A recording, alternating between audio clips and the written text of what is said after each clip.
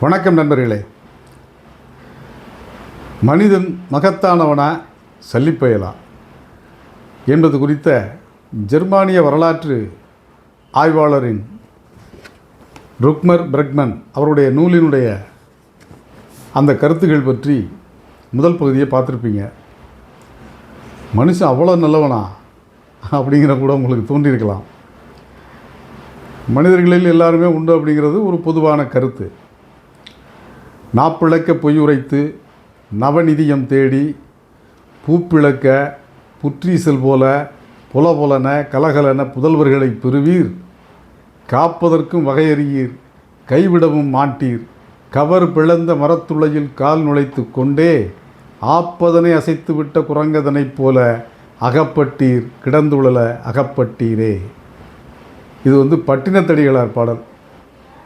ஒரு மனுஷன் தனக்குத்தானே எப்படியெல்லாம் துன்பத்தை உருவாக்கி அதில் சிக்கிக்கொள்ளுகிறான். அதாவது ஒரு பனைமரத்தினுடைய அதை பழக்கிறதுக்காக அடிக்கப்பட்டு இந்த ஆப்பு செருகப்பட்டுள்ள ஆப்பை அசைத்து பிடுங்குற குரங்கு, அதனுடைய கால் அந்த குரங்கை அந்த பிளவுக்குள்ளேயே மாட்டிக்கிட்டு அந்த காலை எடுக்க முடியாமல் சிக்கி தடுமாறக்கூடிய அந்த காட்சியை மனிதன் தனக்குத்தானே வாழ்க்கையில் ஏற்படுத்தி கொள்ளக்கூடிய துயரத்தை, அதுவும் அந்த காலத்தில் வதவதன்னு அதிகமான பிள்ளை குட்டிகளை பெறக்கூடிய அந்த பழக்கத்தை சுட்டிக்காட்டி மனிதனுடைய துன்பத்திற்கு காரணத்தை அவர் இப்படியாக ஒரு நையாண்டியான ஒரு பாடல் மூலம் கூறியிருக்கிறார். அப்போ மனிதனுடைய பலவீனத்தை பொதுவாகவே பண்டைய இலக்கியங்களும் சரி, பின்னாடி இருந்த இலக்கியங்களும் சரி, நவீன இலக்கியங்களும் சரி, ரொம்ப பின் நவீனத்துவ சிந்தனைகளும் சரி, என்னென்னா மனிதனை அவன் ஒரு நல்ல தன்மையில் சித்தரிக்கலை.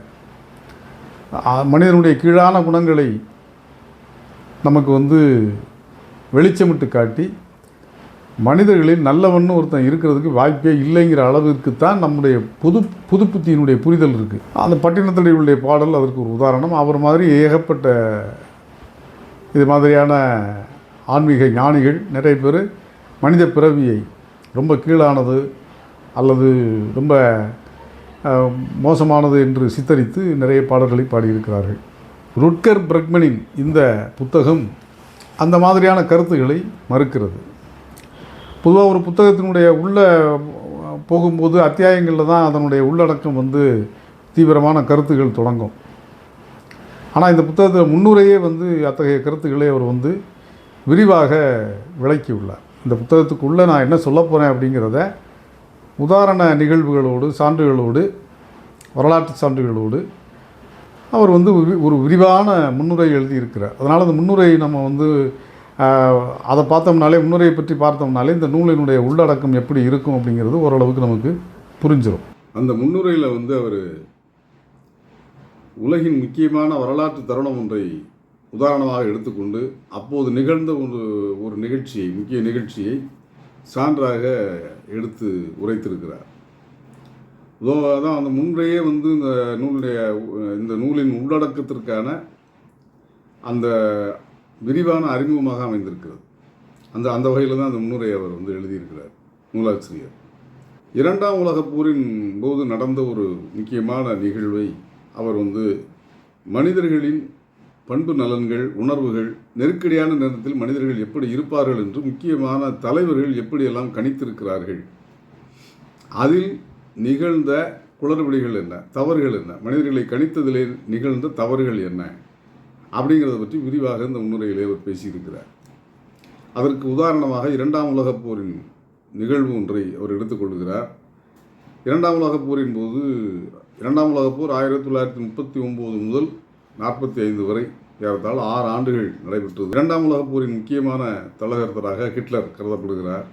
இந்த ஹிட்லர் என்னவெல்லாம் அந்த போரை எப்படியெல்லாம் நடத்தினார் என்பது வரலாற்று சம்பவங்கள் நிறைய இருக்கின்றன.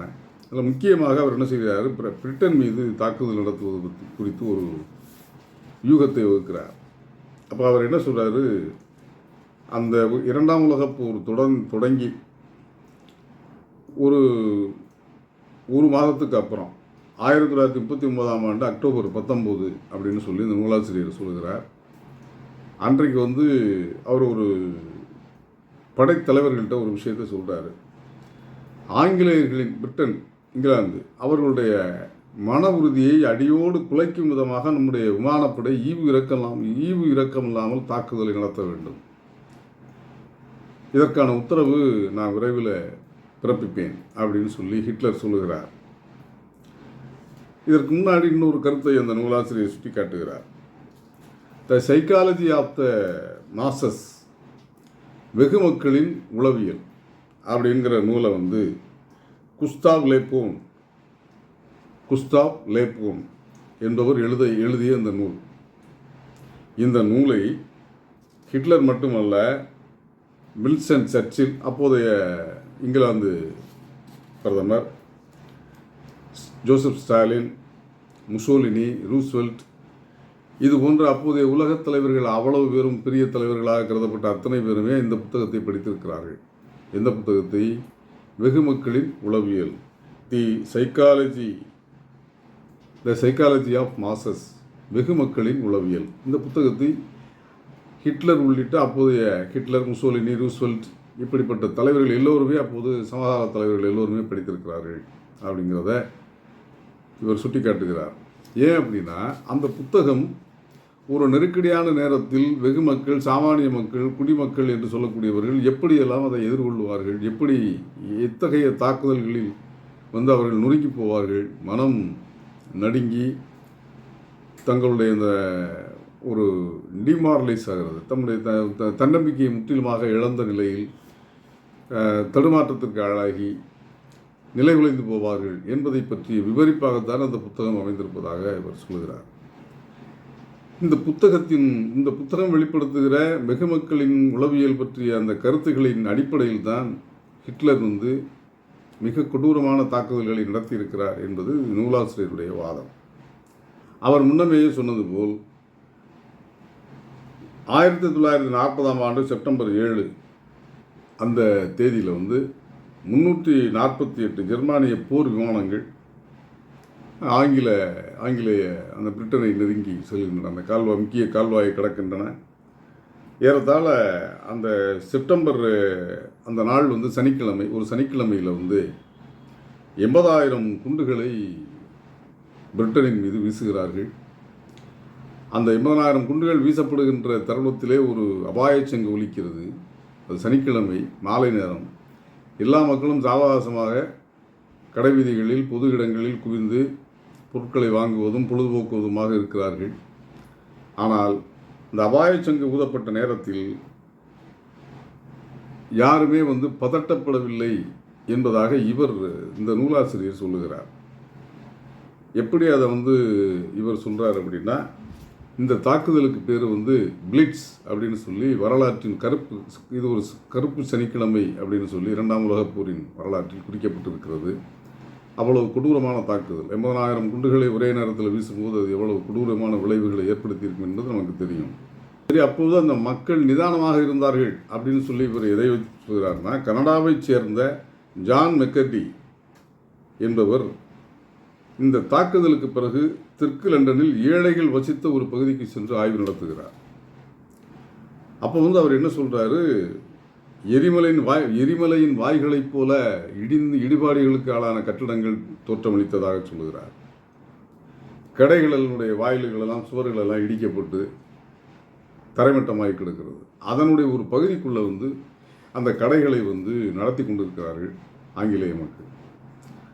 அதில் இன்னொரு கூடுதலான ஒரு செய்தினா, அந்த சேதமடைந்த கடைகளின் வாயிலில் அவங்க வந்து பேர் பலகை எப்படி எழுதி வச்சுருக்காங்கன்னா, எங்களுடைய கடைகள் எப்போதையும் விட இப்போது பெரிய அளவிலே வாசல் வைக்கப்பட்டிருக்கிறது, திறந்து வைக்கப்பட்டிருக்கிறது அப்படி என்பதாக ஒரு நகைச்சுவையோடு ஒரு அங்கங்கே போர்டுகளில் வச்சுருக்காங்க. மதுபான விடுதிகளையும் இதே போல் ஒரு நக்கலான கிண்டலான வாசகங்களுடன் பெயர் பலகைகளை எழுதி வைத்துக்கொண்டு அவர் தொடர்ந்து நடத்தி இருக்கிறார்கள். இதெல்லாம் வந்து அந்த கனடாவைச் சேர்ந்த உளவியலாளர், ஆய்வாளர் இந்த செய்திகளை பதிவு செய்திருப்பதாக நூலாசிரியர் கூறுகிறார். இந்த குண்டுகள் வீசி அந்த அபாயச்சங்கு ஒலிக்கப்படும் போது வீதியில் விளையாடி கொண்டிருந்த சிறுவர்கள் அவர்கள் விளையாட்டை தொடர்ந்திருக்கிறார்கள், அஞ்சு ஓடலை. மற்ற கடைகளில் பொருட்கள் வாங்குபவர்கள் வாங்கிட்டு இருந்த அந்த பேரத்தை தொடர்ந்து பேசியிருக்கிறாங்க. இப்படியெல்லாம் அந்த காட்சிகள் வந்து எதுவுமே பெரிய அளவில் துணுக்குற்று அதிர்ச்சியடைந்து ஓடி ஒழியவில்லை. உயிர் சேதம்லாம் நடந்திருக்கு. ஆனால் அவர்களை அவர் மிக நிதானத்தோடும் உறுதியோடும் அந்த தாக்குதலை எதிர்கொண்டிருப்பதாக அந்த உளவியலாளர் ஜான் மெக்கர்டி பதிவு செய்திருப்பதாக இந்த நூலின் ஆசிரியர் நமது ருட்கர் பிரெக்மன் குறிப்பிடுகிறார். த பிளிட்ஸ் என்று சொல்லக்கூடிய இந்த மோசமான தாக்குதல் குறித்து இன்னும் பல பத்திரிகையாளர்கள், அமெரிக்க பத்திரிகையாளர் ஒரு ஆங்கிலேய தம்பதியை பேட்டி எடுத்திருக்கிறாரு. அவங்களும் இதே மாதிரியாக நாங்கள் பயப்படலை, ஒரு மிக கவனமாக அந்த விஷயத்தை கையாண்டோம், அந்த தாக்குதலை எதிர்கொண்டோம் அப்படின்றதாக சொல்லியிருக்கிறதா பதிவு பண்ணியிருக்காரு. அப்போ இந்த குண்டு வீச்சுகளால் ஒரு குடிமக்களின், ஒரு நாட்டின் மக்களை அவருடைய ஒரு தைரியத்தை, துணிவை அவர்களை நடுங்க வைத்து விட முடியும், அவருடைய மன உறுதியை அடியோடு குலைத்து விட முடியும் என்ற ஹிட்லரின் நம்பிக்கை ஏறத்தாழ பொய்த்து போனதாகவே இந்த வரலாற்று தருணத்தை இந்த பிளிட்ஸ் தாக்குதலின் போது அவர் உணர்ந்ததாக சொல்லுகிறார். ஆனால் அதை அவர் வெளிப்படையாக ஏற்றுக்கொள்ளவில்லை ஹிட்லர். அதே மாதிரி அந்த கும்பல் உளவியல் இதற்கு நேர் மாறாக இருக்கிறது அப்படிங்கிறத அந்த செய்தியினுடைய இவர் தரப்பு எடுத்து வைக்கக்கூடிய சான்றுகள், நூலாசிரியரின் தரப்பில் இவர் எடுத்து வைக்கக்கூடிய சான்றுகள் நமக்கு அதை தான் சொல்லுது. அப்போ இவர்கள் படித்த நூல் இருக்குல்ல, Gustav லேபோன், the psychology of masses, வெகு மக்களின் உளவியல், அந்த நூல் சொல்லிய முன்வைத்த தத்துவங்கள் அல்லது கோட்பாடுகள் தவறானவை தானா அப்படின்னா, அந்த கருத்துக்களை பற்றி இந்த தலைவர்கள்லாம் படித்து அந்த கருத்துக்களின் அடிப்படையில் தான் அந்த தாக்குதலை பூரா நடத்தியிருக்காங்க அப்படின்னு சொல்கிறார் இவர். ஆனால் இவர் என்ன சொல்ல வருகிறார், அந்த நூலின் அந்த குஸ்தாவ் லேபோன் முன்வைத்த கோட்பாடுகள், அதாவது என்ன கோட்பாடு, இந்த மாதிரியான ஒரு அதிர்ச்சி ஊட்டக்கூடிய திடீர் தாக்குதலின் போது அல்லது இந்த மாதிரியான ஒரு அதிரடியான தாக்குதலின் போது வெகு மக்கள் நிலை குலைந்து விடுவார்கள், அவர்களுடைய மன உறுதி முற்றிலுமாக குலைந்து விடும் அப்படிங்கிற ஒரு கோட்பாடு ஏறத்தாழ யதார்த்தத்திற்கு முரணாக இருக்கிறது. யதார்த்தத்தில் அப்படி இல்லை அப்படிங்கிறது தான் இவருடைய வாதம். அதற்கான சான்றுகளையும் அவர் முன்வைக்கிறார். சரி, இது ரைட்டு. ஜெர்மனிப்படி இங்கிலாந்து என்ன செய்தது அப்படின்னா, இங்கிலாந்திற்கு ஒரு அதுவும் திருப்பி இதே மாதிரி ஜெர்மனியின் மீது குண்டுகளை வீசுகிறது. வின்ஸ்டன் சர்ச்சில் அப்போது அந்த நாட்டின் பிரதமராக இருக்கிறார். அவர் இந்த தாக்குதலை நடத்துகிறார். இதைவிட கொடூரமான தாக்குதலை அவர்கள் நடத்துகிறார்கள். இதே புத்தகத்தின் இந்த கோட்பாட்டின் அடிப்படையில் தான் ஒரு நாட்டின் குடிமக்களின் உறுதியை நிலைகுலைய செய்வது அப்படிங்கிற தத்துவத்தின் அடிப்படையில், ஒரு புரிதலின் அடிப்படையில் இந்த தாக்குதலை நடத்துகிறார்கள். சரி, அப்படி நடந்ததா? இந்த பிளிட்ஸ் என்ற பிரிட்டனின் மீது நடத்தப்பட்ட தாக்குதலின் போது ஏற்பட்ட உயிர் சேதம், பொருட்சேதத்தை விட மிக அதிகமாக ஜெர்மனியில் நடத்தப்பட்ட தாக்குதலில் இழப்பு நேர்ந்திருக்கிறது. பிரிட்டனின் மீது நடத்தப்பட்ட தாக்குதல் இத்தகைய உளவியல் சிதைவை, மக்களுடைய மன உறுதியை குலைத்திருக்கிறதா என்பதை அறிவதற்காக ஹிட்லரின் நெருங்கிய நண்பரான லின்மன் ஒரு குழுவை அனுப்பி ஆய்வு நடத்துகிறார் இங்கிலாந்தில் போரால் பாதிக்கப்பட்ட முக்கியமான இடங்களில். ஆனால் அந்த அறிக்கையை அவர்கள் அந்த குழுவினர் என்ன தலைப்பிட்டிருக்கிறாங்கன்னா, மக்களின் மன உறுதி குலைக்கப்பட்டிருப்பதற்கான எந்த ஆதாரமும் இங்கு இல்லை என்று தலைப்பிடுகிறார்கள். அந்த அறிக்கைக்கு தலைப்பு இதுதான். ஆனால் அந்த அறிக்கையை அப்படியே அவர் தள்ளி வச்சுட்டு மக்களின் மன உறுதி குலைக்கப்பட்டதாக ஒரு அறிக்கையை ஹிட்லருக்கு அவர் சமர்ப்பிக்கிறார். இதைத்தான் அவர் என்ன சொல்கிறாரு, உண்மை மறைக்கப்பட்டிருக்கிறது, மக்களின் மனநிலை குறித்த உண்மையான தரவுகள், உண்மையான ஆய்வுகள் அப்போது வெளிவரவில்லை, மறைக்கப்பட்டிருக்கிறது என்பது இந்த நூலாசிரியர் ருட்கர் பிரெக்மனின் குற்றச்சாட்டு இந்த நூலில். அடுத்து என்ன சொல்கிறாரு, இதே மாதிரி ஜெர்மனியில் நடத்தப்பட்ட ஆய்வுலையுமே இதே இந்த போர் முடிவுக்கு வந்த பிறகு நடத்தப்பட்ட அந்த ஆய்வில், ஜெர்மனியில் ஒரு ஆய்வு நடத்துகிறாங்க. அப்போவுமே மக்கள் இந்த தாக்குதலை, அதாவது பிரிட்டனுடைய தாக்குதலை மிக துணிச்சலாகவும் நிதானத்தோடும் எதிர்கொண்டு தான் இருக்கிறார்கள்.